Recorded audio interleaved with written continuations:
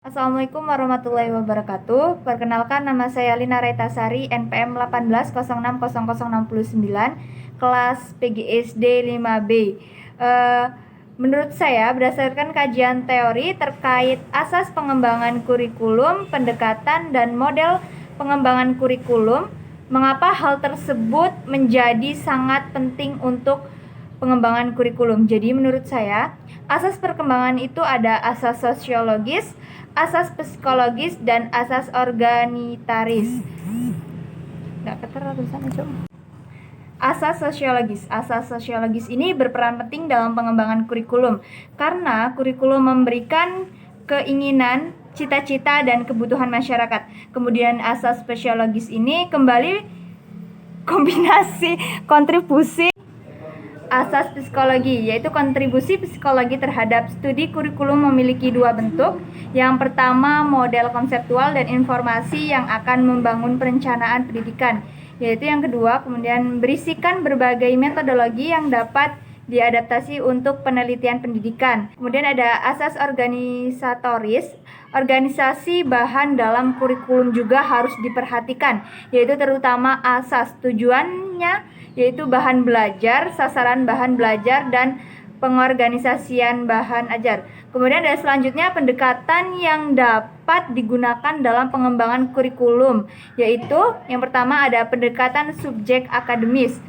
Pendekatan subjek akademis yaitu kurikulum disajikan dalam bagian-bagian ilmu, pengetahuan, mata pelajaran yang diintegrasikan. Ciri-cirinya ini yaitu berhubungan dengan maksud, metode, organisasi, dan evaluasi. Pendekatan subjek akademis dalam menyusun kurikulum atau program pendidikan didasarkan pada sistematis disiplin ilmu masing-masing. Yang selanjutnya ada pendekatan humanistik. Pendekatan humanistik dalam pengembangan kurikulum bertolak dari ide memanusiakan manusia. Penciptaan konteks yang akan memberikan peluang manusia untuk menjadi lebih human, untuk mempertinggi harkat manusia.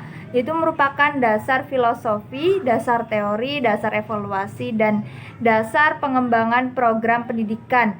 Selanjutnya ada pendekatan rekonstruksi sosial. Kurikulum ini sangat memperhatikan hubungan kurikulum dengan sosial masyarakat dan publik, perkembangan ekonomi. Kurikulum ini bertujuannya untuk menghadapkan peserta didik pada berbagai permasalahan manusia dan kemanusiaan. Permasalahan yang muncul tidak harus pengetahuan sosial saja, tetapi di setiap disiplin ilmu termasuk ekonomi, kimia, matematika, dan lain-lainnya. Kemudian ada pengembangan kurikulum. Model prosedur pengembangan sistem instruksional.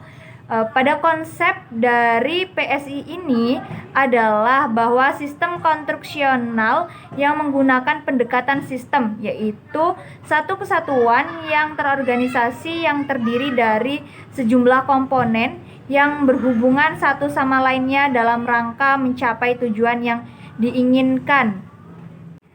Sedangkan fungsi PPSI adalah untuk mengefektifkan perencanaan dan pelaksanaan program pelajaran secara sistematik dan sistematis untuk dijadikan sebagai pedoman bagi pendidik dalam melaksanakan proses belajar mengajar.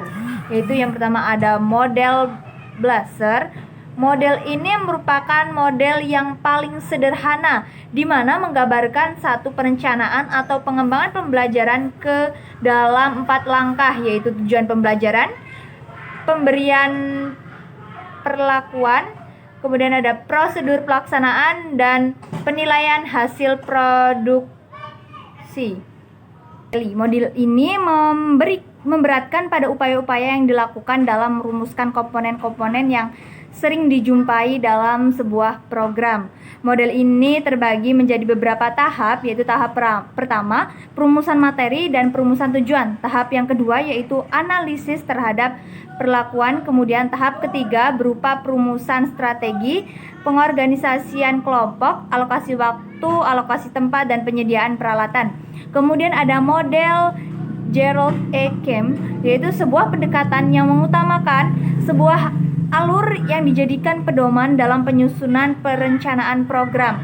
Langkah-langkah pengembangan menentukan judul dan tujuan pembelajaran, menganalisis karakteristik siswa, menentukan tujuan pembelajaran khusus, menentukan materi pembelajaran, menentukan pretest, kemudian menentukan kegiatan belajar mengajar dan evaluasi. Kemudian ada model pembelajaran kontekstual.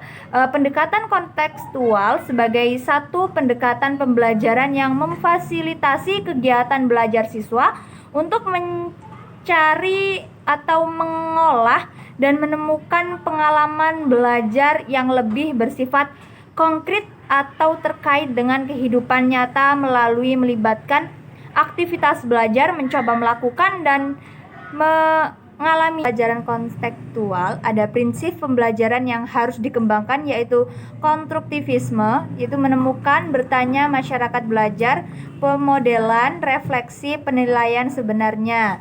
Jadi, asas pengembangan kurikulum, pendekatan dan model sangat mempengaruhi dalam pengembangan kurikulum. Terima kasih. Kurang lebihnya saya mohon maaf dan saya akhiri. Wassalamualaikum warahmatullahi wabarakatuh.